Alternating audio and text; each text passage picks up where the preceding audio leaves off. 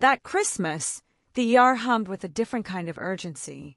While I battled exhaustion and the ghost of a fading pulse, a man stubbornly insisting he was just tired, even as his lips turned a shocking blue, my own family was performing a different, colder surgery. They were carving out a space at their festive Christmas dinner table, a space that, by design, would not include my 16-year-old daughter. Abby, in her first triumphant year with a driver's license, had ended up driving herself home, spending Christmas Eve in the cavernous silence of a house meant for two, not one. I didn't erupt, not outwardly. I merely shifted, like tectonic plates under pressure, and responded with an action so precise, so calculated, it would reshape their world. By the next morning, a single letter lay on their doorstep, an innocuous white rectangle that would soon unleash a storm of furious, disbelieving screams. Christmas Eve, a few hours before midnight, I stumbled through our front door, the phantom weight of a man's chest compressions still imprinted on my palms. It had been that kind of shift, every minute a fight against the inevitable. So, when I spotted Abby's perfectly polished boots by the entryway, a jolt of medical panic shot through me. Injury. Emergency. Then her coat, tossed carelessly over the armrest, her overnight bag still neatly zipped, and her slight body curled into a tight, uncomfortable knot on the couch, like she barely trusted the furniture to hold her. The logic wouldn't settle. She was meant to be at my parents' for their annual, boisterous Christmas Eve sleepover. She pleaded for the privilege of driving herself, a newfound independence she wore with quiet pride, eager to prove her maturity. She'd even left early, a silent testament to her respect for their traditions. Our plan had been airtight, my husband and I both working late, until it fractured. "Abby!" My voice was a whisper, cautious, as if breaking a spell. Her eyes, wide and unervingly awake, snapped open instantly. "Hey!" she murmured, a fragile sound. "Why are you here?" I asked, though a sickening premonition was already taking root. She slowly untangled herself from the couch. "They said there wasn't any room." My mind stumbled. "Room where?" "At the table," she replied, her voice cracking mid-word. She attempted a nonchalant shrug, but it landed like a dropped vase, shattering the pretense. "They said they weren't expecting me. Too many people already. Grandma said she couldn't just add another chair last minute." Abby's gaze darted around, as if my presence was now a fresh burden. She looked stressed, like I was making her night harder. "But you arrived on time, right?" I pressed, incredulous. "Yeah, right on time." A dry, hollow laugh escaped her. Grandma opened the door and looked at me like I'd shown up to the wrong celebration. Abby paused, reliving the moment. Then she said there wasn't a bed left either. That was the second excuse. She said they didn't want me driving late, but also didn't know where to put me. So I left. I simply stared. "Did anyone offer to take you home?" A quiet nope. "Did they at least let you eat?" Another shrug. The table was full. Lily was in my usual seat. Grandpa was laughing with her like she was something special. No one really looked at me. Then Grandma just said, "It's just a full house this year," and Aunt Janelle nodded along. So I left. Her eyes flicked towards the coffee table. I made toast. My gaze followed. A solitary, cold slice of toast, slightly bent, on a paper towel. Half a banana lay beside it, an afterthought. This was her Christmas dinner. A cold, brittle feeling, like ice forming in my chest, began to spread. Not rage yet, just that frozen calm before something irrevocably shatters. "I wasn't that hungry anyway," she murmured, a desperate attempt at bravery. "Not really." That's when her eyes welled up. She fought it. God, she fought it. Looked up at the ceiling, blinked hard, bit her lip, trying to chew her way out of the suffocating emotion. It seemed like I'd imposed, she whispered, her voice barely audible. Like showing up after it was planned was rude. Then the dam broke. She cried, quiet and slow, like a faucet you can't quite turn off. A leak of profound, silent grief. I was going to bring a pie, she added, but I thought they'd have enough food already. I slid onto the couch beside her, wrapping an arm around her small, shaking shoulders. She leaned in without hesitation, as if she'd been holding herself upright purely out of spite. After a long while, she wiped her nose on her sleeve. I know they don't like you, she said, her voice raw. But I thought. She trailed off. You thought you were just the kid. I finished, my voice tight. Not part of the drama. She nodded. They didn't even say it meanly, she added, the observation itself a fresh wound. Just like it was a practical problem. Like I was a folding chair they simply didn't have space for. I didn't sleep that night. I sat in the kitchen, the unopened overnight bag a silent accusation. Abby had packed it so meticulously, chosen the sweater my mother had once complimented, even baked a small tin of cookies herself. I opened our fridge, nothing special, just everyday groceries. We hadn't prepared for Christmas to crash. Why would we? We trusted them. And that, more than the cold toast, the empty chair, or the solitary drive home, was the deepest wound.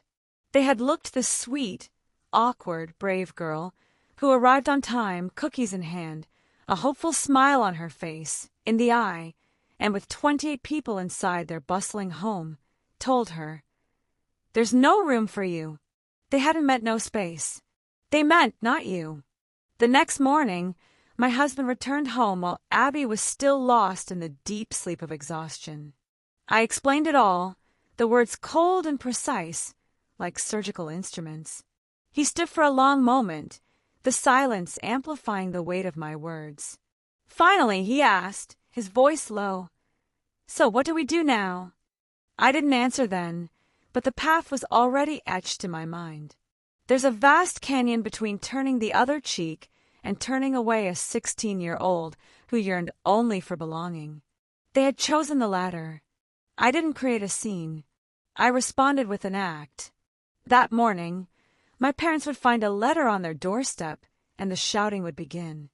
I've often wondered when I first earned the label, the weird one. Probably before I truly understood the word. When I was 6, I found a dead bird, its tiny body a tragic sculpture, and asked if I could dissect it. Not out of morbid curiosity, but a genuine, almost scientific urge to understand how life worked. My mom slapped the kitchen counter, the sound echoing through the house. "Jesus, Kate, what's wrong with you?" My sister, Janelle, shrieked, instantly declaring to anyone who'd listened that I was trying to create a zombie. I was grounded for scaring Janelle. That pretty much set the tone. I adored anatomy books, begged for a microscope one Christmas, and found myself discussing blood flow during dinner. At school, I was the kid who actually raised her hand. In my family, that was all it took to be branded a show-off. No one else pursued college. Most hadn't even finished high school on their first attempt. I was the lone figure studying during commercial breaks. By 12, my dad's jokes about me not being his started. Half joking, he'd insist. "To be mine," he'd chuckle, "you'd have to like beer and hate books." Once, late at night, I overheard him arguing with my mom. They thought I was asleep. He accused her of cheating, said he'd always doubted because I resembled no one else in the family. That night, sleep was a distant dream. I never brought it up. Still haven't. By high school, Janelle had perfected her role as the golden child. Loud, charming, average in grades, but a master at transforming every setback into a captivating narrative. She could cry on cue, and made a point of publicly looking out for her poor, awkward sister who just didn't get jokes. She called me Dr. Freak. When I actually became a doctor, she upgraded me to Dr. Moneybags. So progress, I guess. When I landed a full-ride scholarship to medical school, my parents' reaction was a flat line. No cheers, no embraces. My mom merely asked who I planned to marry, since guys don't like women who outshine them. I told her maybe I'd marry myself. She didn't laugh. They never gave me a dime. I worked tables through med school, took every graveyard shift, came home with blistered feet and burnout etched deep into my bones. Yet, To my family, I was living the dream. They never once visited. Years later, after my second residency, I finally secured my first stable job, the one that made me feel, for the first time, like I wasn't constantly trying to keep my head above water. My husband and I met on an overnight shift, incredibly romantic, if shared exhaustion is your love language. We eventually moved to a place where instant noodles weren't our primary food group. And that's when the calls began. Can you help with the electric bill? Can you co-sign this lease? Can you talk to a doctor friend about Uncle Pete's back lump? I did what I could, mostly without hesitation. When my parents decided to retire prematurely, with zero savings, I stepped in. They'd always rented, never owned. Bad credit, bad luck, whatever the excuse of the year. So, I bought a modest 2-bedroom house and handed them the keys. It's a gift, I told them. I'll handle the mortgage. The house remained in my name, but they lived there as if it were unequivocally theirs. Rent, utilities often covered. Medical expenses, insurance access, yes. I never said no. Until a few months ago. Janelle called, her voice dripping with maternal pride. Lily, her daughter, the one who could do no wrong, had been accepted into a prestigious STEM summer camp. She's got your brain, Janelle chirped, as if it were a rare compliment. This could change her life. I asked the cost. $2,200, she said. But it's worth it. And you, of all people. That's where I stopped listening. Abby had never gone to a summer camp like that. Not because she couldn't, but because she simply never asked. She's practical, thoughtful. She wouldn't dream of demanding that kind of money, even though she could have. I told Janelle no. Politely but firmly. I explained I was already covering our parents' mortgage, medical bills, and emergencies.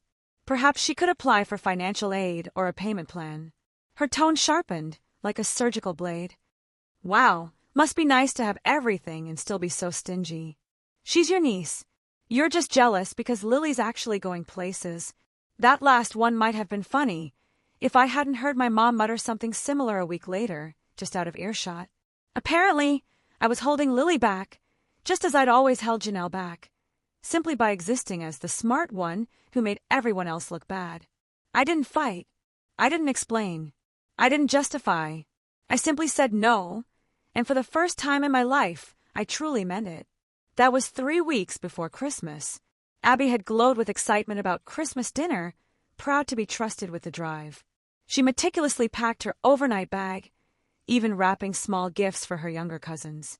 I told her I'd see her in the morning, reminding her to text when she arrived. She did. Everything seemed fine. Hours later, stepping through our front door, I discovered fine had apparently been irrevocably canceled.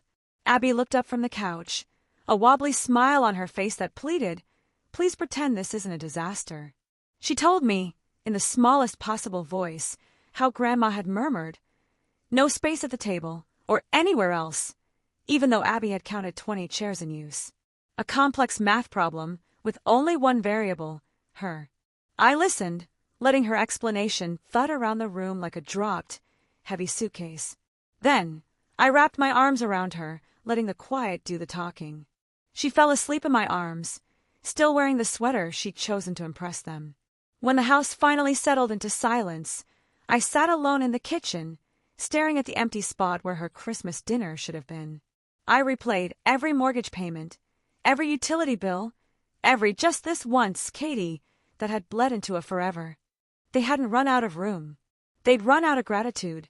And they'd use my daughter to deliver the final, brutal memo. That was the precise moment the switch flipped. No more explanations. No more polite negotiations. I didn't even bother deciding if I would act, only how soon. We didn't speak much on the drive over. My husband sat beside me, his hand resting lightly on my knee, a grounding wire, not comforting exactly, but solid, present.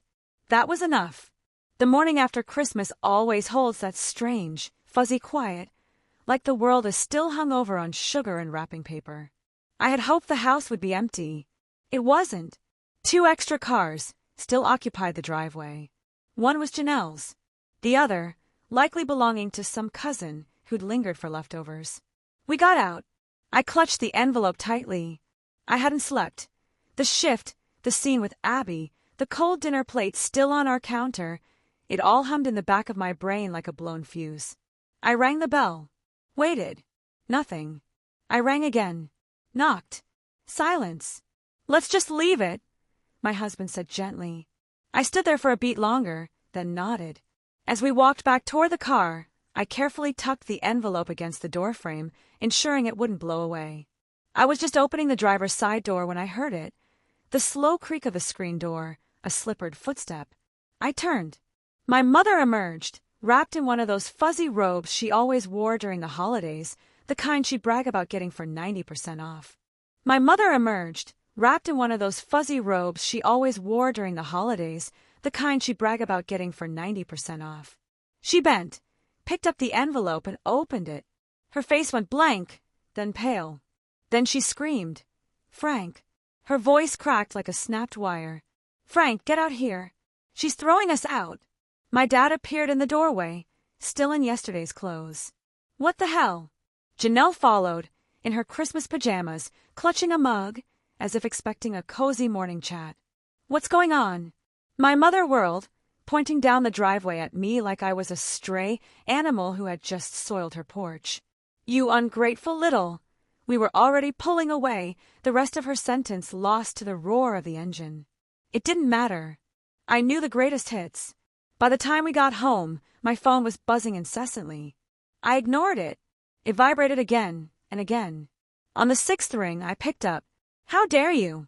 My mother's shriek. No hello. No pause. Not even a faint concern for Abby. "You've lost your damn mind." I held the phone away from my ear, hearing my dad bellow in the background. "If you do this, you're no daughter of ours." They didn't ask why. They didn't ask what happened. They didn't mention Abby, not once. I hung up. They kept calling. Janelle started texting. One message actually read, "This is going to ruin your reputation. Think of your career." Oh, honey, my patients don't care where my parents live. By evening, my phone looked like it had been through a breakup. 14 missed calls, 3 voicemails, endless texts. One cousin even had the gall to message, "Not my place, but this feels extreme. You only get one mom." I answered none of them. The next morning, a sharp rap at the door. Through the peephole, I saw her, of course. My mother, standing on my porch in that same fuzzy robe, clutching the eviction letter, now crumpled and damp, as if she'd been squeezing it for hours. I opened the door, but didn't invite her in. She didn't wait. "You're really doing this?" she hissed. "After everything we've done for you?" I let the question hang, heavy in the air. Then quietly I listed. "You mean the house I bought for you? The bills I paid? The health coverage I arranged because your Medicare didn't cover your blood pressure meds?" She flinched, a millisecond of vulnerability, then straightened, eyes sharp. "We raised you. We gave you everything. You didn't even let my daughter eat dinner," I said, the quiet statement hitting harder than any shout. It stopped her, briefly, but she recovered fast. "Don't be dramatic. We didn't have enough chairs. There were 20 people there. Even a neighbor," I added, her lips pressing into a tight line.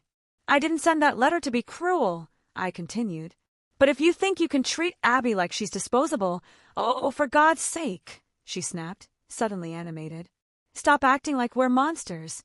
You're the one tearing your family apart over a misunderstanding, and now you're threatening your own parents."